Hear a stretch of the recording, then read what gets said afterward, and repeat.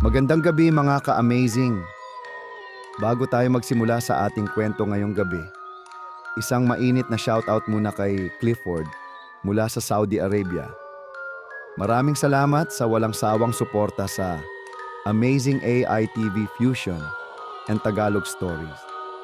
Ingat ka palagi dyan, kabayan. Magandang gabi. Welcome back mga ka-amazing dito sa Amazing AI TV Fusion and Tagalog Stories. Ang tahanan ng mga kwentong nakakatindig balahibo, mga misteryong hindi maipaliwanag at mga kababalaghang hindi mo gugustuhing maranasan. Ngayong gabi, may isang kwento tayong muling bubuksan. Isang kwento ng unit na ayaw tirhan. Isang kwento ng mga kaluluwang di matahimik. At isang kwento ng katahimikan na mas nakakakilabot kaysa sa sigaw, ang kwento ng Apartment 404. Sabi nila, lahat ng tumira sa unit na ito nawawala pagkalipas ng ikatlong gabi. At ngayong gabi, ikaw ang makakarinig ng buong kwento. Kaya ihanda na ang inyong sarili. Patayin ang ilaw, lakasan ang volume, at huwag kalimutang tumingin sa likod mo. Dahil nagsisimula na ang ating kwento. Ang apartment building ng La Peral Residences sa lungsod ng San Roque ay may kakaibang reputasyon. Isang luma ngunit matibay na gusali na itinayo pa noong dekada 70 na ngayoy pinapaupahan pa rin sa murang halaga. Sa kabila ng matibay nitong estruktura, may isang unit na palaging bakante. Ang Unit 404, marami nang nagtangkang tumira rito. Mura, malinis at malapit sa terminal ng jeep at palengke. Ngunit sa hindi maipaliwanag na dahilan, lahat ng umuupa sa Unit 404 ay nawawala sa ikatlong gabi. Walang bakas, walang ingay, walang paalam. Bigla na lang silang hindi mahagilap kinabukasan at kahit pa ang mga pulis at barangay ay paulit-ulit na nagsiyasat, nananatiling isang misteryo ang bawat pagkawala. Isang araw ng Abril, lumipat si Joyce de la Cruz, isang 24 anyos na call center agent na galing pa sa probinsya ng Isabela. Bagong lipat sa Maynila, pursigido siyang magsimulang muli matapos ang isang masakit na hiwalayan. Hindi siya naniniwala sa mga kwento ng multo at ang mura at magandang kondisyon ng Unit 404 ay hindi niya pinalampas. Ate, sigurado ka diyan? Tanong ng caretaker na si Mang Ruel, isang matandang lalaki na may pilay sa kaliwang paa. Wala pa pong 2 linggo yung huling nangupahan. Tapos wala na ulit. Tsismis lang yan. Kung may nangyari talaga, sana may balita na. Tugon ni Joyce habang iniaakyat ang kanyang maleta sa hagdan. Sa parehong araw, dumating rin ang bagong kapitbahay niya sa kabilang unit, si Iya Santos, isang freelance photographer na mahilig sa abandoned buildings at urban legends. Mahilig si Iya sa kababalaghan at agad siyang nakaramdam ng excitement nang malaman kung anong unit ang tinirhan ni Joyce. Ay, ikaw pala yung sa 404. Pati ni Iya nang magkakilala sila sa hallway. Grabe ka girl, ikaw na talaga, malakas loob. Ikaw ba, maniniwala ka sa mga kwento ng mga tambay? Halos lahat ng kwento may sariling version. Sagot ni Joyce na may ngiti, ngunit pagsapit ng unang gabi, may kakaiba na agad siyang napansin. Sa eksaktong 3:00 ng madaling araw, nagising si Joyce sa malamig na hangin.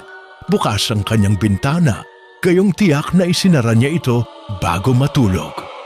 Sa gilid ng kanyang mata, may aninong mabilis na dumaan sa kanyang salamin.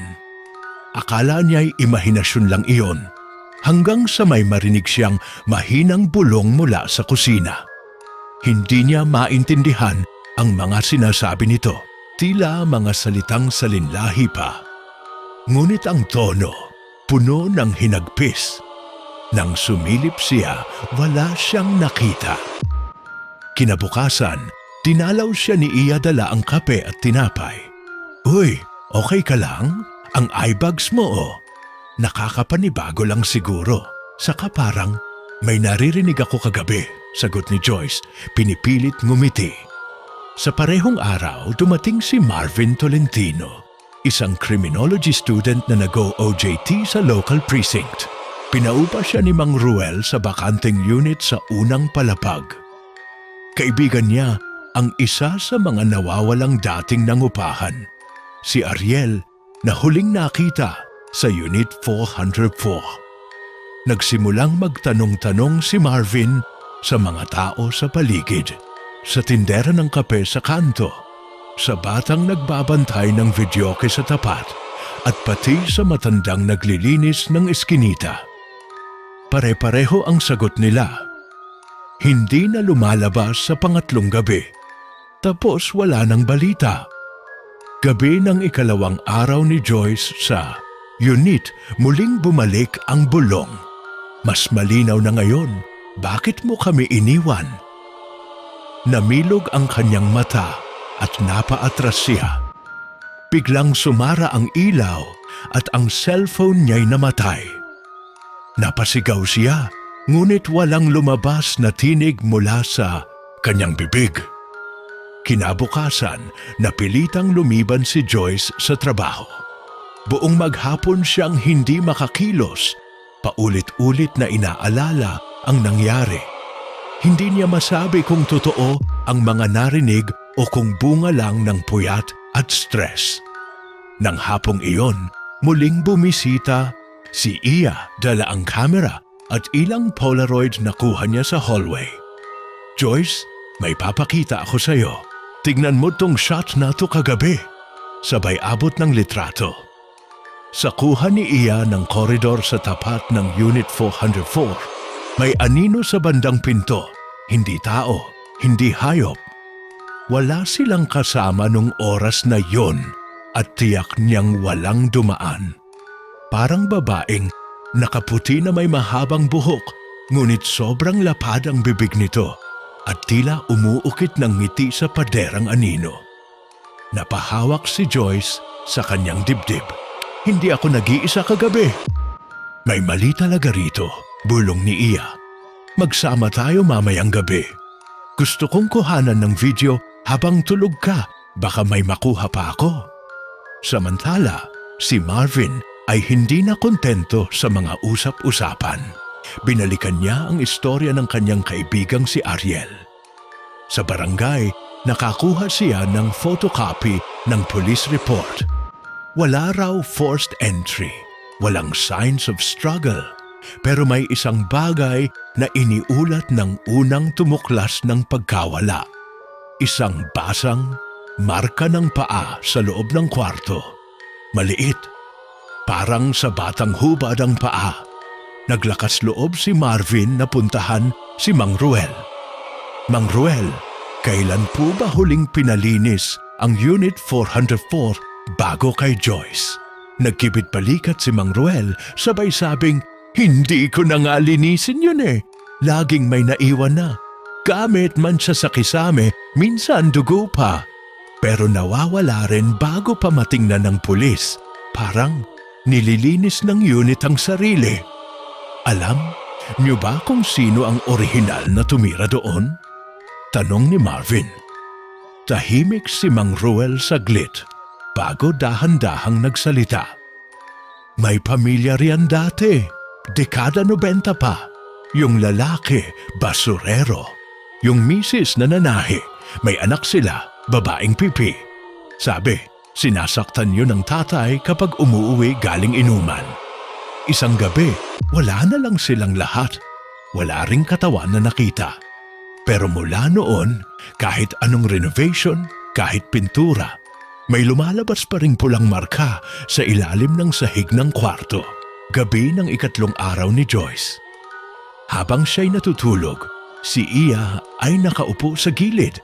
May camera sa tripod at hawak ang voice recorder. 2:00 ng madaling araw. Katahimikan, 2:30. May kaluskos sa kisame, dahan-dahan. Gumagapang 3:00. Biglang bumukas ang pinto ng banyo. Si Iya, nanlaki ang mata. May batang babae na lumabas. Puti ang suot, madungis, may dalang manika. Tumayo ito sa paanan ng kama ni Joyce. Maya-maya ay bumulong ito. Isa ka pa. Tumigil ang kamera. Namatay ang ilaw. Nawala si Iya. Nang magising si Joyce, mag-isa na siyang muli. Ang kamera nabasag. Ang Polaroid ay sunog. At sa salamin, may sulat na gamit ang pulang Crayola. Huwag mong tularan ng iba. Huwag kang tumingin. Lumipas ang umaga sa katahimikan. Hindi alam ni Joyce kung anong nangyari. Si Iya, walang bakas. Kahit isang gamit niya ay nawala rin. Tumawag siya sa cellphone nito, hindi na makontak. Maging ang social media ni Iya parang nabura. Para bang hindi ito kailanman umiral. Nanlamig ang kanyang balat. Lalong lumalim ang takot na unti-unti nang gumagapang sa kanyang katawan. Tila may gumigising sa loob ng unit. Isang bagay na hindi niya maipaliwanag, ngunit sigurado siyang hindi ito likas. Samantala, si Marvin, sa patuloy niyang pagsisiyasat, ay nakarating sa lumang arkibo ng City Hall. Doon niya nakalkal ang lumang blueprint ng Laperal Residences at napansin niyang kakaiba ang pagkakadisenyo ng ika-4 na palapag. Ang Unit 404 ay dating bahagi ng isang mas malaking espasyo. Tila isang opisina o common room na hinati upang gawing bagong unit. Isa itong conversion unit, ginawa lang noong bandang 1996. Ngunit mas nakakakilabot ay ang record ng insidente noong taon ding iyon. Nakita niyang may kasong isinampa ng isang residente noon laban sa administrator ng gusali. Isang kaso ng child abuse na nauwi sa pagkalagas ng buong pamilya.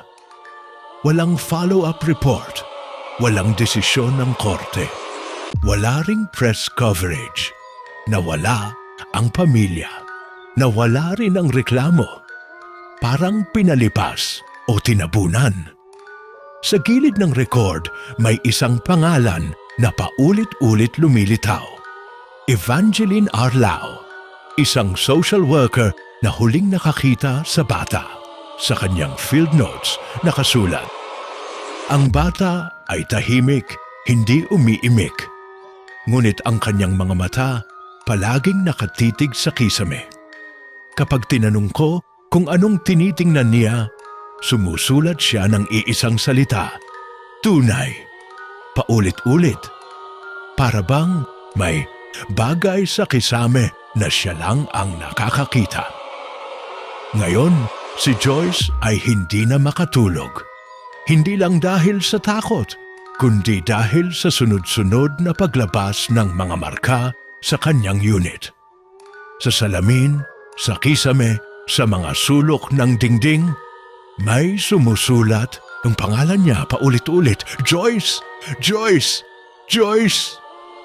At sa banyo tuwing gabi, nagsisimula ng marinig ang hagik-hik ng bata. Hindi na bulong, isa ng buo at malinaw na pagtawa. Sa sobrang desperasyon, lumapit siya kay Mang Ruel. Mang Ruel, totoo ba yung kwento tungkol sa batang babae? Sino siya talaga? Tahimik ang matanda, tila ayaw magsalita. Kung ayaw niyo pong tumulong, lalabas ako rito. Kahit 10 oras pa. Ngunit biglang isinara ni Mang Ruel ang pinto at mahigpit siyang tiningnan. Hindi ka makakaalis, Hija. Lahat ng tumira sa 404 gusto rin umalis, pero hindi sila pinayagan. Ano pong ibig niyong sabihin? Ang batang yon, hindi basta multo. Isa siyang sigaw ng galit, ng lungkot, ng pangakong hindi tinupad. At ang bawat titira sa kanyang silid ay siya na ngayong kailangang makinig. Kasi noon pa man, walang gustong makinig sa kanya. Sa gabing iyon, habang sinusubukan ni Joyce matulog, napansin niyang may gumagalaw sa ilalim ng kama. Hindi ito daga, hindi ito pusa. Isa itong kamay, maliit, maputla, at nanginginig na dahan-dahang humihila sa kanyang kumot pababa.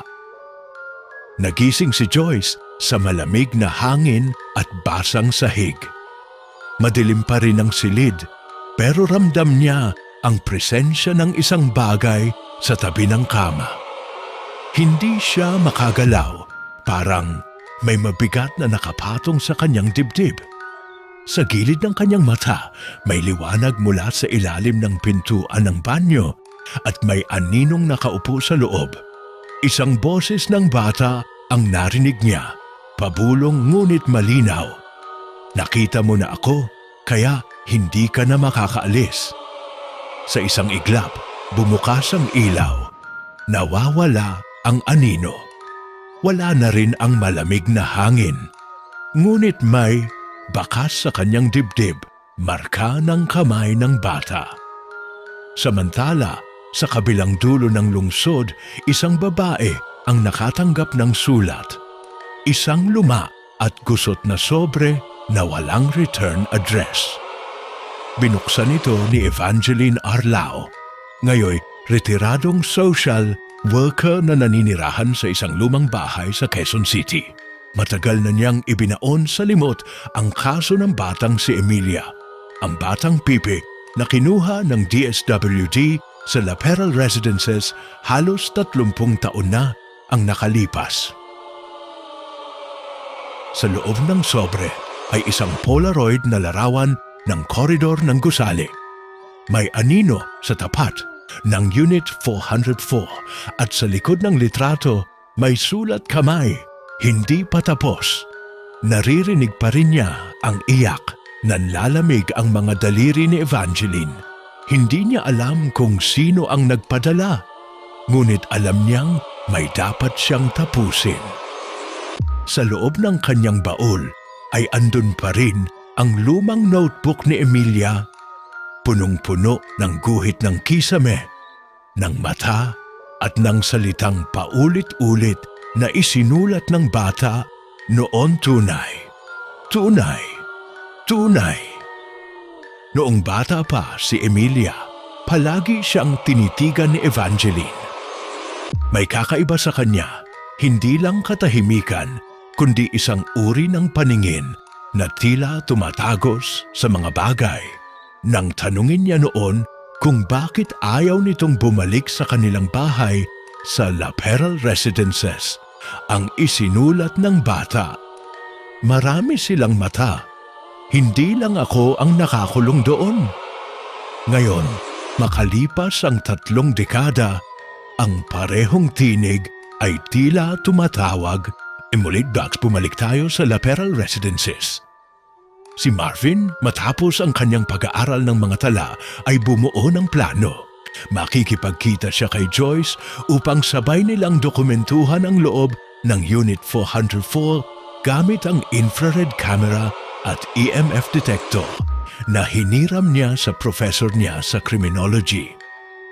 Ngunit nang kumatok siya sa pinto ni Joyce, walang sumasagot. Pagtingin niya sa ilalim ng pintuan, may dahan-dahang lumalabas na likido.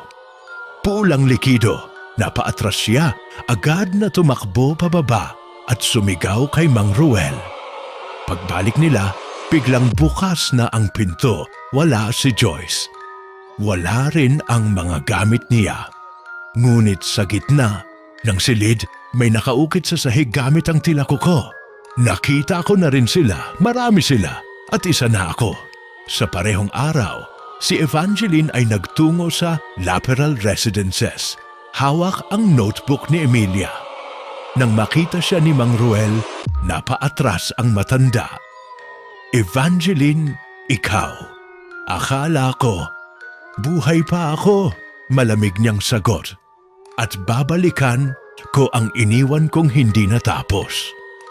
Pag-akyat niya sa ika-4 na palapag, tumigil siya sa tapat ng Unit 404. Doon ay nakatayo si Marvin, nanginginig.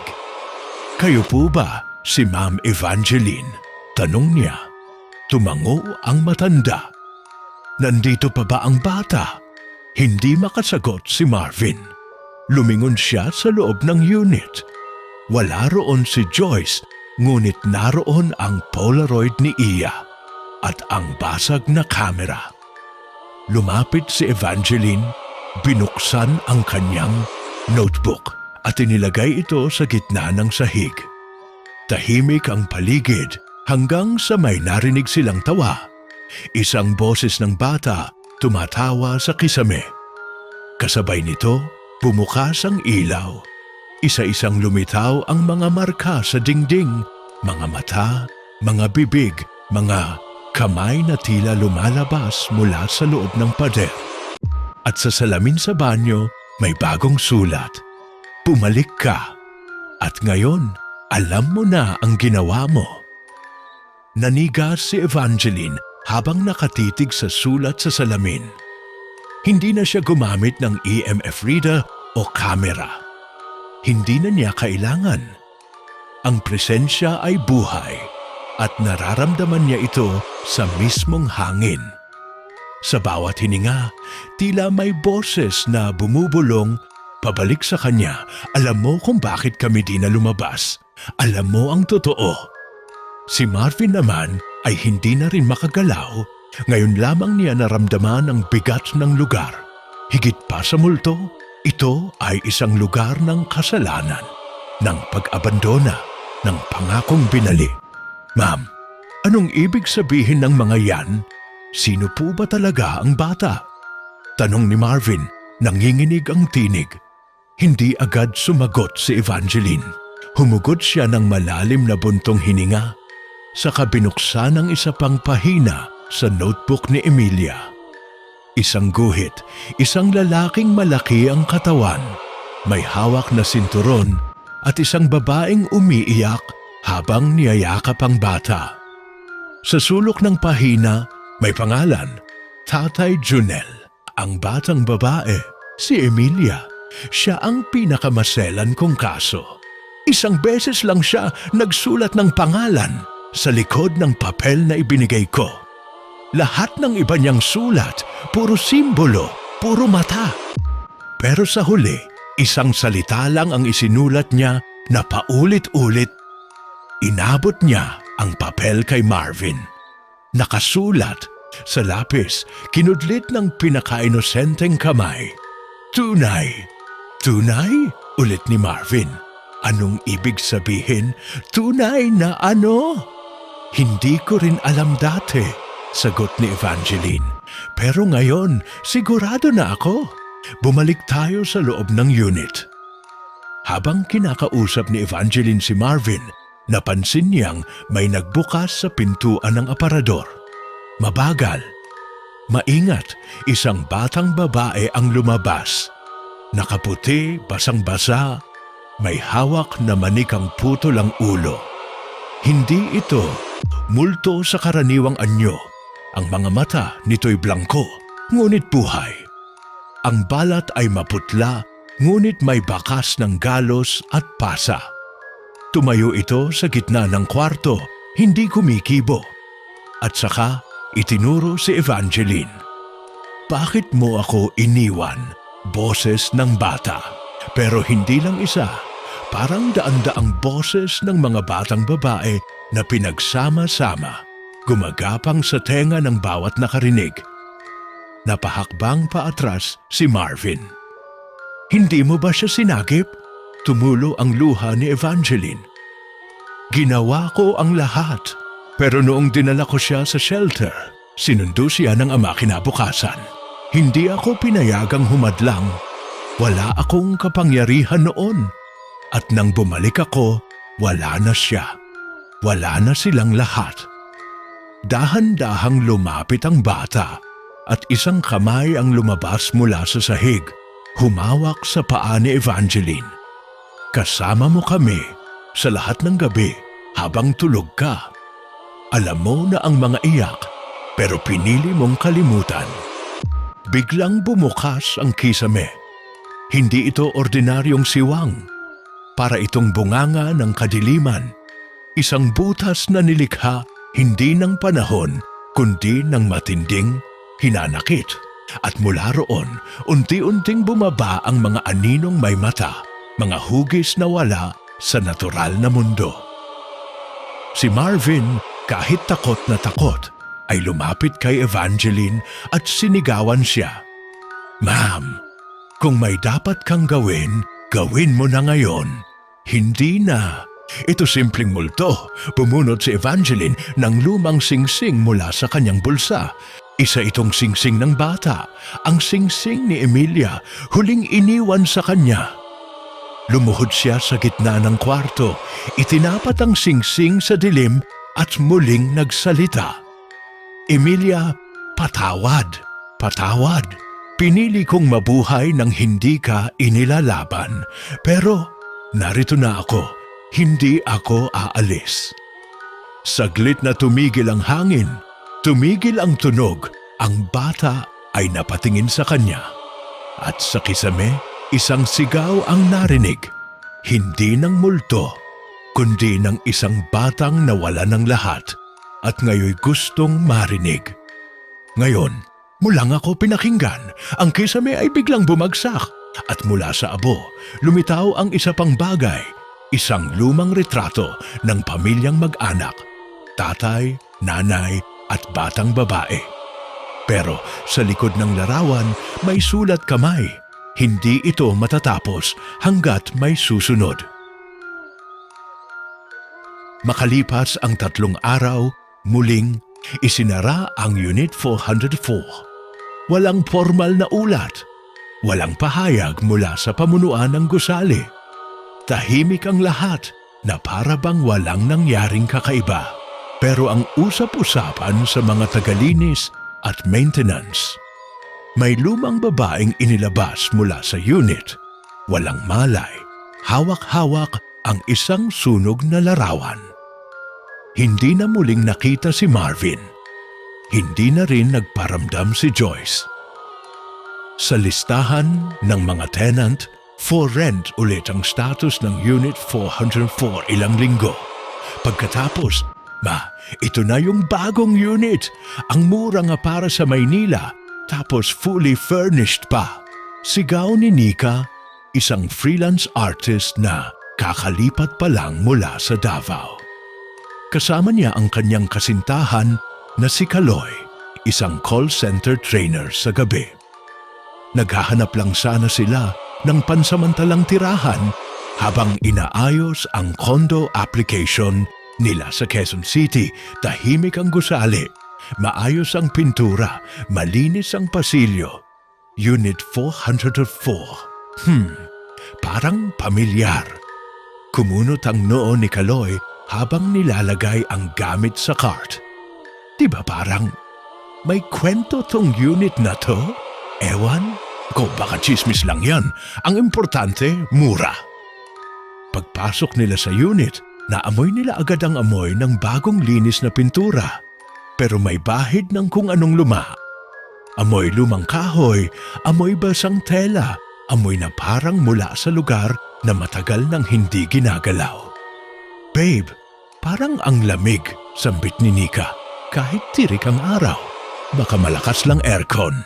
Sa unang gabi, napansin agad ni Nika ang kakaiba. Sa kanyang sketchpad, kusa raw gumagalaw ang lapis. Akala niya noong una siya lang ang nakapansin. Ngunit sa likod ng kanyang bawat sketch, may lumilitaw na guhit ng kisame. Palaging may isang mata na nakasulyap. Hindi niya ito ginuguhit ng kusa, ngunit palagi itong lumilitaw. Nang tinanong siya ni Kaloy, "Anong inspo mo ngayon, love?" "Wala. Hindi ko nga maalala kung kailan ko to sinimulan." Sagot niya habang pinipilit burahin ang mata sa papel. Kinagabihan, habang nagvi-video call si Kaloy sa trabaho, bumagsak bigla ang ilaw sa silid. Nawala ng kuryente, ngunit hindi sa buong unit. Sa kwarto lang ni Nika. Mula sa loob ng aparador, may tunog na parang paglalakad ng paa sa basang sahig. "Babe, naririnig mo yon?" Tawag ni Nika, walang sagot.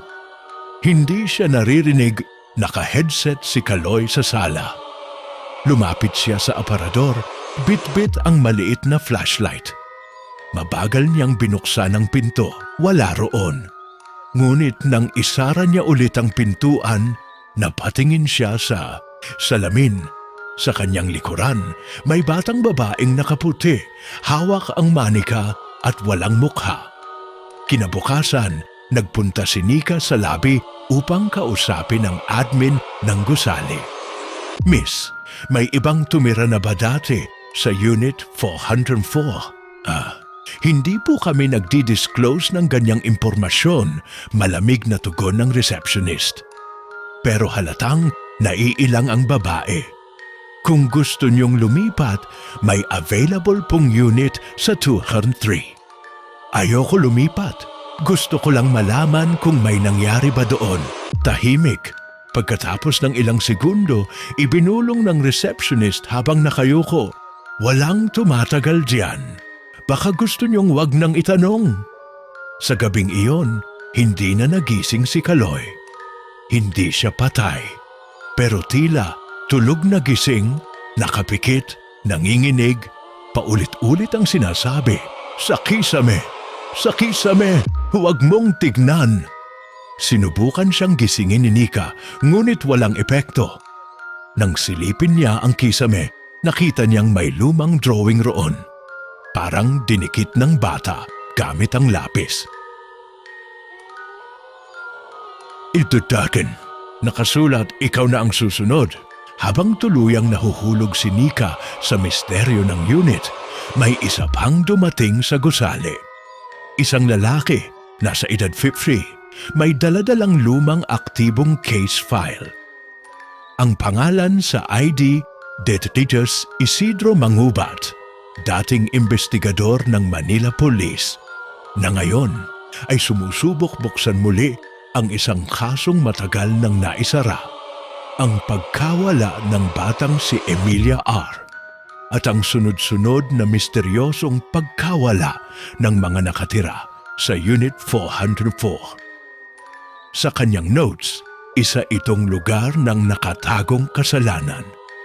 At kung tamaang hinala ko, hindi lang isa ang multong nakakulong dito. 4 na araw na mula nang magsimulang magbago si Kaloy. Hindi na siya nagsasalita. Hindi kumakain. Nakaupo lang siya palagi sa gilid ng kama, nakatingin sa isang sulok ng kisame. Tuwing hihilahin ni Nika ang kanyang mukha para lingunin siya, pumipikit ito at iiling lang. Naririnig ko sila, Nick, ang tanging sinabi niya noong gabi ng ika-4 na araw. Wala tayong ligtas dito. Si Nika, bagamat pinipilit maging matatag, ay unti-unti na ring nilalamon ng takot. Hindi lang dahil sa mga aninong sumisilip sa salamin, sa tunog ng mga kuko sa ilalim ng kama, o sa kisame na minsan ay gumagalaw kahit walang hangin, kundi dahil nararamdaman niyang tinatanggap na siya ng kwarto. Samantala, sa isang tindahan sa tapat ng Laperal Residences, "Sir, sure po ba kayong gusto niyo talagang pumasok diyan?" Tanong ng matandang tindera habang iniabot ang tubig sa lalaking bagong dating. Si Detective Isidro Mangubat, bagamat retired, ay hawak-hawak pa rin ang kanyang lumang badge at isang folder na puno ng litrato, sketch at mga lumang police reports. Isa na rito ang kaso ng nawawalang batang si Emilia Arlao, na ayon sa mga record ay huling nakita sa gusaling ito. Ilang dekada na ang nakalilipas. Nabalitaan ko ang bagong nangyari. May nawawala na naman, hindi ba? Tanong niya.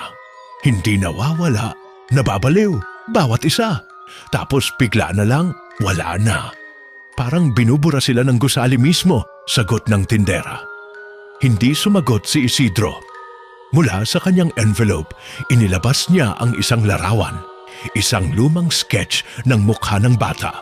Mataas ang noo, payat, malamlam ang tingin. Alam ko, hindi siya ang multo. Isa lang siyang saksi. Sa loob ng Unit 404, madaling araw, nagising si Nika na may humihila sa kanyang buhok. Nang dumilat siya, wala si Kaloy sa kama. Sa halip, naroon siya sa sahig, nakaluhod, paulit-ulit ang sinasabi, "Ikaw ang pintuan, ikaw ang pintuan." At sa kanyang likod, gumagapang ang isang anino, hindi hugis bata. Mahaba ang mga braso at ang leeg ay nakayuko sa isang anggulo na hindi natural. Mula sa bibig nito, lumalabas ang mga salitang parang wala sa tamang pagkakasunod. Siya'y dumaan, siya'y lumingon, kaya siya ay kinuha. Napasigaw si Nika at kinuha ang camera phone. Binuksan niya ang flashlight pero agad itong namatay. Sa gitna ng dilim, ang tanging liwanag ay mula sa kisame. Mula sa mga mata na tila sumusubaybay pagdating ni Dethiel. Mangubat, eksaktong 3:30 ng madaling araw nang makarating si Isidro sa harap ng Unit 404. Kumatok siya, walang sumagot. Pero bago pa siya makaalis, bumukas ang pinto. Sa loob, si Nika, nanginginig at duguan ng kamay. Nasa gilid ng kama si Kaloy, nakadapa, walang malay. Anong nangyari rito? Tanong ni Isidro. Hindi agad nakasagot si Nika. Tumingin lang siya sa salamin. Atin na tong lugar, di na ako makaalis. Sa ilalim ng kama, sa sahig na dati walang guhit, ngayon ay may ukit na naman. Parang ginuhit gamit ang kuko. Walang sino man ang makakatakas hanggat hindi siya napapatawad. At sa huling linya, isang bagong pangalan ang isinulat, ang pangalan ni Isidro. 3 araw na rin mula nang makapasok si Richard Isidro Mangubat sa Unit 404. Hindi na siya lumalabas. Sa unang araw, lumabas pa siya ng kwarto para bumili ng pagkain. Sa pangalawa, wala nang nakausap sa kanya. Sa pangatlo, narinig na lang siyang sumisigaw mula sa loob. Hindi ng tulong, kundi ng pangalan. Emilia, patawad, patawad anak. Kasaysayan, 1987. Ilog Pasig, bandang eskolta isang batang babae. Ang iniligtas ng mga pulis mula sa bangketa, duguan, hindi makapagsalita. Hawak niya ang isang manikang basag ang ulo at sa braso nito may nakaukit na pangalan gamit ang blade. EMILIA. Ang kaso ay dumaan sa ilang social workers. Isa sa mga huling humawak dito ay si Evangeline Ramos. Bago ito tuluyang inagaw ng isang misteryosong lalaking nagpanggap na magulang. Isang affidavit ang nagsasabing siya ang ama. Walang cross-check. Walang DNA. Sa ulat, ang bata ay ipinasok sa tahanan sa Quezon City ngunit kinuha ng lalaking nagngangalang Isidro M. Balik sa kasalukuyan, Unit 404 si Nika. Ngayon ay hindi na natutulog. Sa bawat pagidlip niya, naroon ang batang may putol na mukha. Ang mga drawings niya sa sketchpad ay hindi na niya matandaan na siya ang gumuhit. Mga pamilyar na mata, lumang apartment at isang retrato ng batang si Emilia na may hawak na isang singsing na may inisyal. A.M. Kaloy. Pulong ni Nika habang sinusubukang gisingin ang nobyo. Bumalik ka na, please. Ngunit sa halip na sumagot, pumaling si Kaloy, binuka ang bibig. At sa halip na boses niya, isang tinig ng bata ang narinig. Ikaw ang bagong ina. Ikaw ang natira. Sa loob ng aparador habang sinusuri ni Isidro ang kisame, may naramdaman siyang malamig na hininga sa kanyang batok. Dahan-dahan siyang tumingin sa salamin. At sa kanyang likod, nakita niya ang sarili. Hindi bilang siya ngayon, kundi bilang lalaking may sinturon sa kamay. Habang umiiyak ang batang si Emilia sa sulok ng kwarto. Hindi ako yon, bulong niya. Pero pinabayaan mo ako, sagot ng multong boses mula sa sulok ng kisame. Biglang bumukas ang sahig, lumitaw ang lumang hagdan pababa. Wala sa plano ng building, parang mula sa ibang realidad. 100 hakbang pababa, nakita niya ang isang lumang silid na parang kwarto ng bata. Sa gitna ng silid, naroon ang lumang manika at isang bangkay ng bata na balot ng tela, hawak pa rin ang singsing. Tanging pag-amin lang ang magpapalaya sa amin, bulong ng tinig sa dilim. Sa taas, sa kwarto ni Nika na puno ng tubig ang kisame. Bumubulwak ito parang may ilog sa itaas. At mula roon, unti-unting bumaba ang mga kamay. Bawat isa, kamay ng bata. Bawat isa'y tila gustong kumapit sa kanya. Lumalapit ang tubig, lumalalim.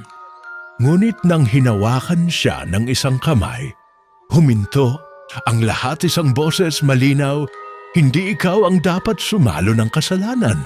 Sa koridor, labas ng Unit 404 nagtipon ang mga taga roon. Mga maintenance, tagalinis, ilang matandang nakatira pa rin sa building.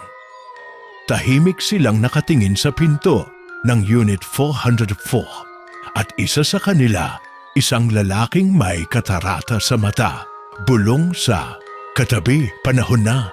Dapat ng isara.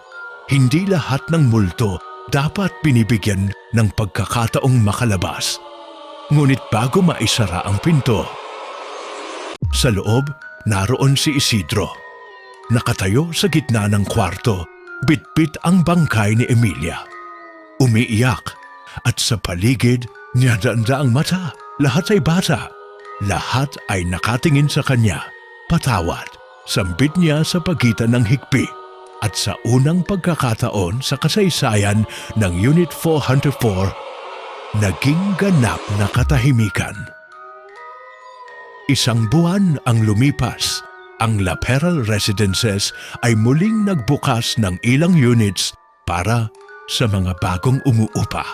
Walang formal na anunsyo, walang press release. Para bang sinadyang limutin ang mga kaganapan sa Unit 404. Ang dating bakanting unit ay muling pininturahan, pinalitan ng furniture at binigyan ng bagong entry sa system. Unit 404, available for occupancy, newly renovated, P18,000 month. Walang nagsabi na may nawala, may nasiraan ng bait, may mga kaluluwang hindi matahimik hanggang sa dumating si Matt. Matt Reyes, 26 taong gulang, graphic designer mula sa Quezon City. Lumipat sa Maynila matapos matanggap sa isang startup sa Makati. Tahimik, matipid magsalita at hindi naniniwala sa mga kwento ng multo. Wala naman yang mga kwento-kwento. Sa totoo lang, baka gawa-gawa lang ng mga ahente para bumaba ang renta. Tawan niya habang nilalagdaan ang kontrata ng lease sa Unit 404. Pinayuhan pa siya ng dating tenant ng katabing unit, 305, si Aling Beth. Hiho, wag kang magpatugtog ng malakas sa gabi, ha? At wag mong bubuksan ang bintana pagsapit ng 2:00. Kahit gaano kainit, noted po, Nay. Ngumiti siya. Ngunit sa loob-loob niya, isa lang ang nasa isip. Ang babaw naman ng mga pamahiin dito. Unang gabi tahimik, ang gabi Maayos ang unit, maaliwalas. Malamig ang hangin kahit walang aircon. Habang inaayos ni Matt ang kanyang PC setup, napansin niyang tumitibok-tibok ang ilaw sa kisame. Parang may sumisip-sip ng kuryente. Nagbiro siya, "Aba, multo ba ito?" Biglang namatay ang ilaw. Napailing lang siya. Sakto, bulok ang wiring. Nagbukas siya ng flashlight sa phone. Sa screen ng kanyang laptop, sa background wallpaper na dapat ay bundok ng Sagada, may lumitaw na anino, babaeng nakatayo sa likod niya. Nakayuko, mahaba ang buhok, at may hawak na manika. Pagharap niya sa likod, walang tao. Nakangiti pa rin si Matt. "May nag-edit ba sa wallpaper ko? Ang galing ah!" Ikalawang gabi nakatanggap siya ng sulat sa ilalim ng pinto. Walang pangalan, walang lagda, nakasulat lang. Pag narinig mo siyang umiyak, huwag kang lalapit, huwag mong pansinin, sapagkat kapag nilingon mo siya, hindi ka na makakaalis. Akala ni Matt, prank lang ng kapitbahay. Itinapon niya ang papel. Pero sa mismong oras ng 2:00, habang siya ay nag-edit ng layout para sa kliyente, narinig niya ito. "Hu, Mama, Mama, nasaan ka na?" Mahina, parang galing sa kabilang unit. Pero habang tumatagal, palapit ng palapit ang tinig, hanggang sa tumigil ito sa mismong gilid ng kanyang bintana at biglang may tumapik. 1, 2, 3. Ang kulit naman ng mga bata. Dito, usal niya habang tumatayo. Pero nang sumilip siya sa bintana, 5 palapag mula sa lupa. May batang nakasabit sa labas. Walang mukha, umiiyak. At sa leeg nito, nakapulupot ang mahabang buhok na parang nabubuhay. 3 gabi nagising si Matt sa lakas ng ulan. Sa kisame, may tumutulo. Ngunit imbes na tubig, tila itim ang likido. Sumilip siya sa kisame. May mata at sabay-sabay na bumuka ang mga butas ng kisame.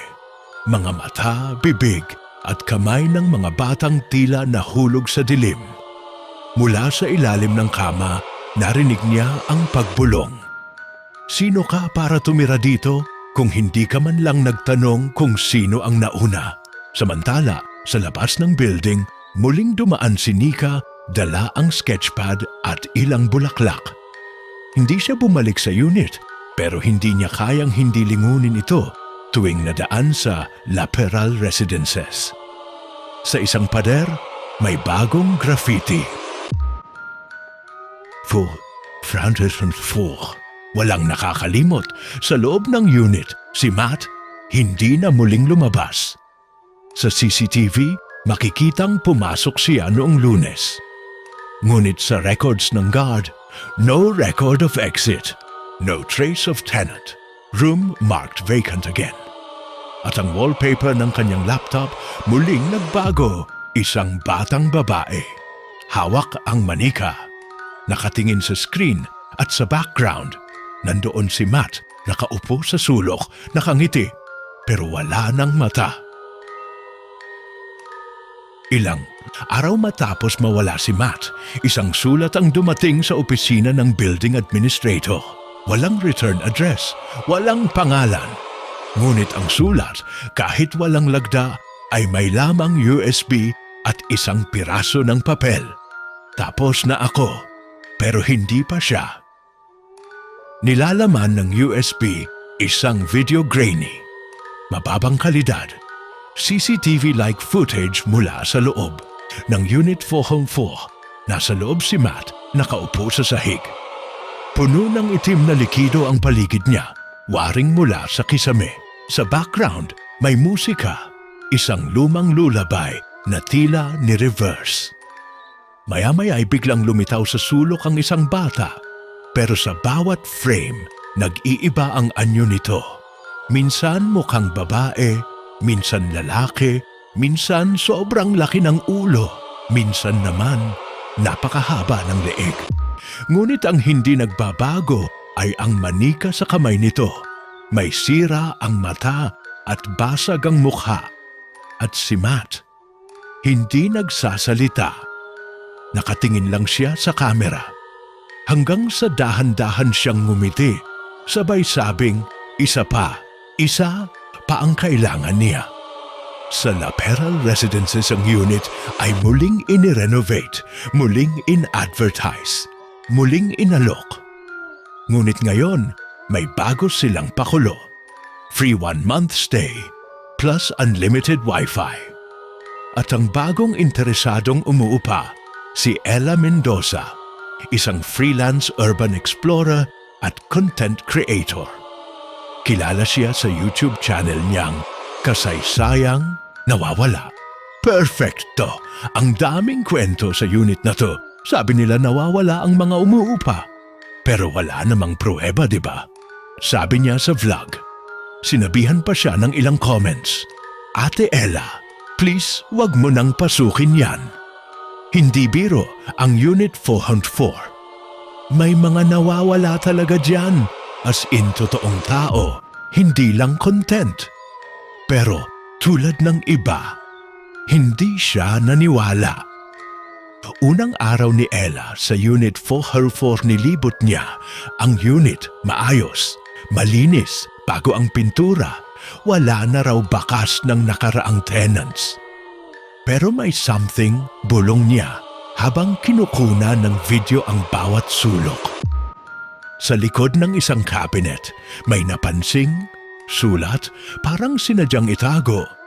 Hindi siya multo, isa siyang sugat.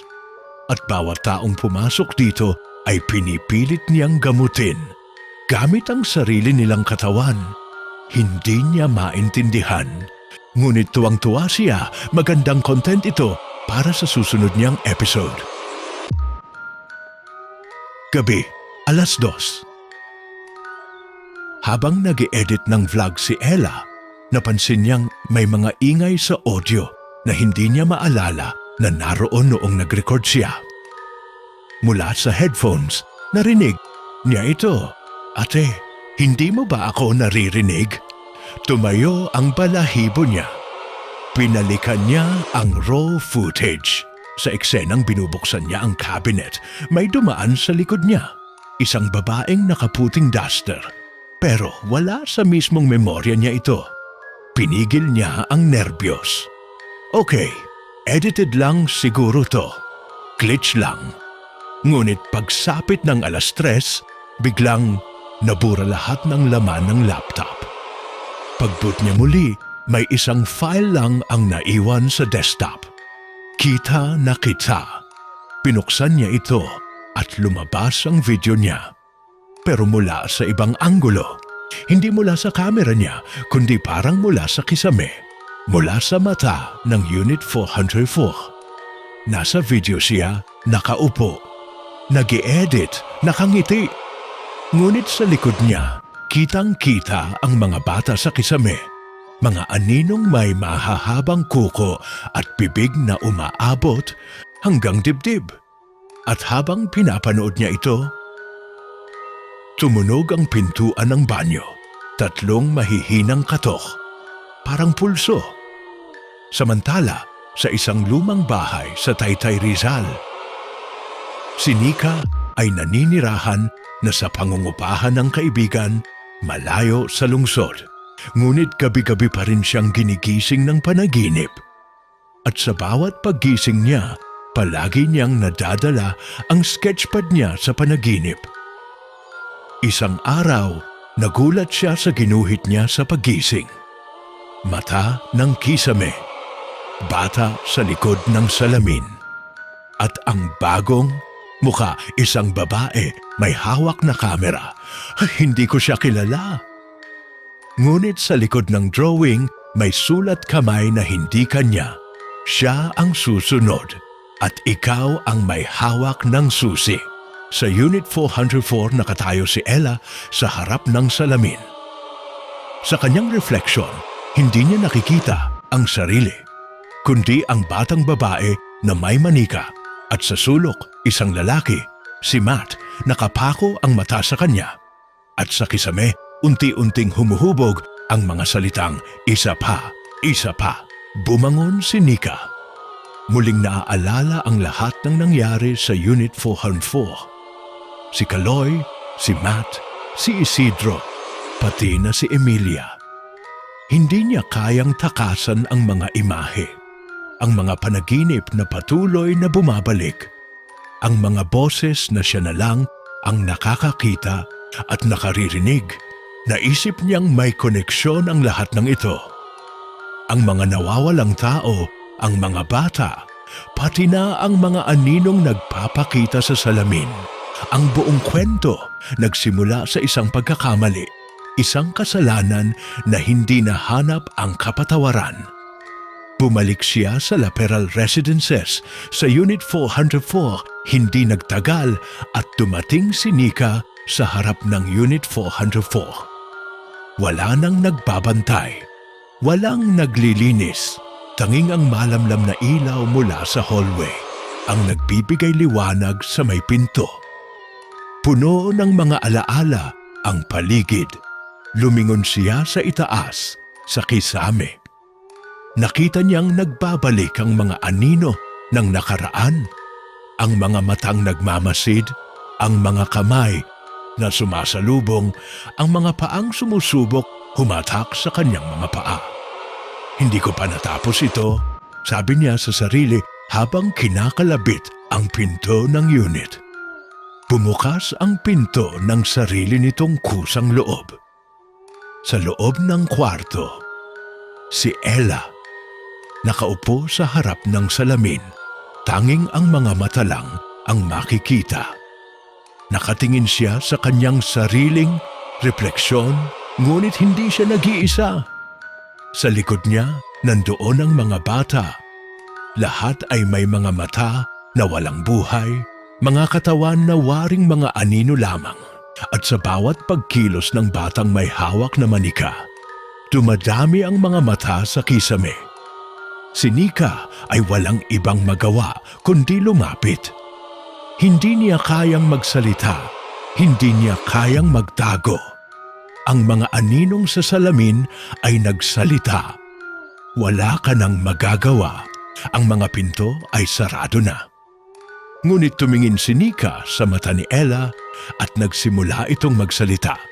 Hindi ko na kaya, Nika. Wala akong makitang daan palabas. Hindi ko na matandaan kung sino ako. Muling pagbabalik sa nakaraan nilang taon na ang nakalipas mula nang mahanap ang katawan ng batang si Emilia. Isang batang hindi pa nasusubukan, maranasan ang pagkakaroon ng pamilya, ang masayang buhay. Si Emilia, sa kanyang matinding kalungkutan, ay naging bahagi ng sumpang nananatili sa Laperal Residences.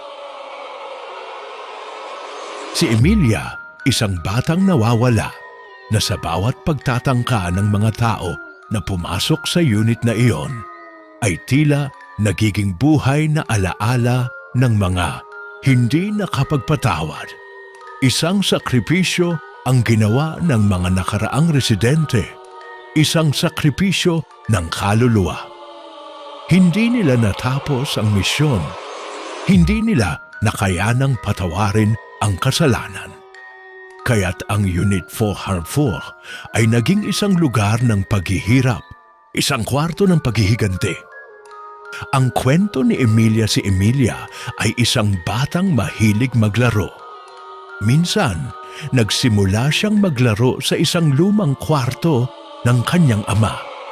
Ngunit hindi niya alam na ang ama, isang tao na minsang nagtangka ng isang kasuklam-suklam na sakripisyo, ay nagbukas ng pinto sa isang madilim na mundo, isang mundong punong-puno ng paghihiganti at kasalanan. Si Emilia, bilang saksi ng kahilahilakbot na pangyayari, ay nawala. Hindi siya matanggap sa mundong ginugol ng mga magulang sa kasakiman at pagkakamali. At habang siya ay nawawala, ang kanyang kaluluwa ay hindi makapaghintay sa kapatawaran. ang bawat isa na pumasok sa Unit 404 ay naging bahagi ng kanyang paghihirap. Angkan, Unit 404 ay hindi isang lugar ng masamang espiritu, kundi isang lugar ng nakatagong kasaysayan, mga sugat na hindi natapos. Sa loob ng Unit 404, Nika, may nakita akong pinto, bulong ni Ella. Pinto sa likod ng salamin. Si Nika ay lumingon sa direksyon ni Ella, ngunit bago pa siya makagalaw, ang pader ay biglang gumalaw. Ang kisame, ang sahig, lahat ng bahagi ng kwarto ay nagbukas ng mga bagong daan. Hindi na ito ang Unit 404 na kanyang natutunan. Ito na ang isang lugar na walang hanggan. Isa lang ang paraan, sabi ni Nika habang nakatingin sa mata ni Ella. Patawarin natin sila, patawarin natin siya. Ang sakripisyo ng pagpapatawad, muling lumabas ang mga kamay mula sa kisame. Ngunit hindi na ito para humila, kundi upang magbigay daan. Isang liwanag ang sumik mula sa dilim ng pader. Isang daang taon ng paghihirap, isang kasalanang hindi pa natatapos, isang kaluluwang naghahanap ng pag-amin. Naglakad sila ni Ella sa dilim, magkahawak ang kamay, na parang ipinagdasal ang kapatawaran ng nakaraan. Sa bawat hakbang, ang mga aninong sumunod sa kanila ay nagbago ng anyo. Mula sa mga batang naglalakad sa dilim, nagiging mga adultong may katahimikan sa kanilang mga mata. Katatapos lang ng Unit 404 si Nika at Ella ay nakatayo sa gitna ng unit. Walang salamin, walang anino. Ang kisame ay normal, walang mga mata. Ang mga pader na dati nagsusumamo, ngayon ay tahimik na. At sa isang huling sigaw mula sa mga nakaraang kaluluwa, naglaho ang lahat ng alaala ng Unit 404. Ang hangin ay nagbago sa Laperal Residences. Muling bumalik ang katahimikan, ngunit hindi na ito ang katahimikan ng takot. Hindi na ito ang mga hakbang ng mga nawawala. Hindi na ang mga anino na gumugol ng gabi sa paghahanap ng kapatawaran. Si Nika at Ella ay nakatayo sa gitna ng Unit 404. Bago pa man nila tuluyang lumisan, napansin ni Nika ang isang huling bagay, isang piraso ng papel sa ilalim ng pinto. Binasa ito, "Kapag natapos na ang lahat, ang isang kaluluwa ay palaging may layunin. Ang pinto ng Unit 404 ay hindi kailanman magbubukas, maliban na lang kung ang huling kaluluwa ay magsasabi ng kwento ng pagpapatawad." Tiningnan ni Ella si Nika. Natapos na nga ba? Nakangiti si Nika, naglakad patungo sa pintuan. Hindi na niya ito pinansin. Hindi na nila kailangang magbalik. Ang sumpa, ang kasalanan, ang pagkakasunod-sunod ng mga nangyari ay nagbukas ng pinto ng pagpapatawad. Walang kinakailangang pagkakaisa ng mga kaluluwa, kundi ang magsalaysay ng isang kwento na humihingi ng pag-unawa. Sa likod ng Unit 404, naglaho ang lahat ng bakas ng dilim. Tumahimik ang building. Walang kaluluwa na gumugol ng gabi at ang mga anino sa kisame ay naglaho na. Mistulang isang simpleng alaala na nakalimutan. Sa labas ng gusali, si Nika at Ella. Bumangon ang araw at tumingin si Nika sa paligid. Ito ang kwento ng Laperal Residences. Ang kwento na hindi na muling kailangang isulat. Si Ella ay tiningnan siya at nagpasalamat. "Salamat, Nika. Hindi ko alam kung anong mangyayari kung hindi ka dumaan." Nakangiti si Nika. "Wala iyon. Ang mahalaga, natapos na ang kwento ng Unit 404. Nasa atin na ang bagong simula. At ito na ang pagtatapos ng ating kwento, mga ka-amazing. Sa wakas, natapos na ang nakakatakot na paglalakbay sa La Perle Residences sa Unit 404, kung saan ang mga kaluluwa ay naghahanap ng kapatawaran at ang mga nakaraang kasalanan ay nagdulot ng paghihirap sa bawat papasok. Pero sa pagtatapos ng lahat ng iyon, natutunan natin na ang pagpapatawad ay hindi laging madali, ngunit ito ay makakapagbigay ng katahimikan at kapayapaan sa mga naguguluhang kaluluwa. Maraming salamat sa mga ka-amazing na sumama sa atin sa kwentong ito. Kung nagustuhan ninyo, huwag kalimutan i-like, i-share at mag-comment para malaman namin kung anong klaseng kwento ang nais ninyo pang marinig. At kung hindi pa kayo nakasubscribe, mag-subscribe na sa Amazing AI TV Fusion and Tagalog Stories. I-follow na rin kami sa inyong social media at magsama-sama tayo sa mga susunod na kakatakutan. Hanggang sa muli, mga ka-amazing. Tiyak, may mga bagong kwento tayong pupuntahan. Huwag kalimutan magdala ng tapang at lakas ng loob. Dahil sa susunod, baka ikaw na ang matatakot. Hanggang sa susunod, mga ka-amazing. Mag-ingat at lagi nating tandaan, walang makakapigil sa kwento ng katakutan. Paalam!